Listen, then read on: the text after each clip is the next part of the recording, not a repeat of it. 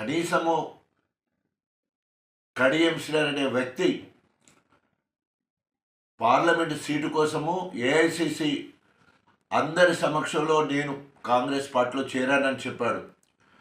అదేవిధంగా పెద్దపెండ్యాల్లో నేను సంవత్సరం కిందనే కాంగ్రెస్ పార్టీలో చేరిందని చెప్పేసి అనేక సందర్భాలలో చెప్పడం జరిగింది. గత సంవత్సరంన్నర కాలం నుండి కాంగ్రెస్ మెప్పు పొందడానికి, రాహుల్ గాంధీ మెప్పు పొందడానికి, రేవంత్ రెడ్డి మెప్పు పొందడానికి అనేక రకాలుగా బీఆర్ఎస్ పార్టీ అధినాయకత్వాన్ని కేసీఆర్, కేటీఆర్, హరీష్ రావును విపరీతంగా విమర్శించడం జరిగింది.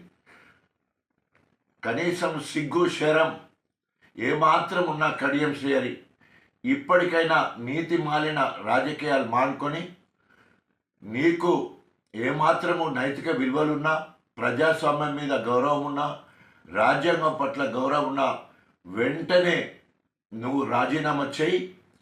లేకపోతే గణపురం నియోజకవర్గంలో నిన్నెక్కడ కూడా అడుగు పెట్టనివ్వం.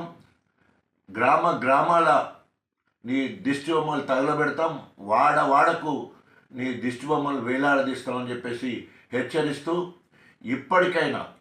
ఇప్పటికైనా కూడా 74 ఏళ్ళ వయసులో మరి నువ్వు చేసే ఈ దుశ్చర్యలకు తప్పకుండా ప్రజలు నీకు గుణపాఠం చెప్తారని చెప్పేసి హెచ్చరిస్తూ వెంటనే నువ్వు రాజీనామా చేయాలని డిమాండ్ చేస్తాను.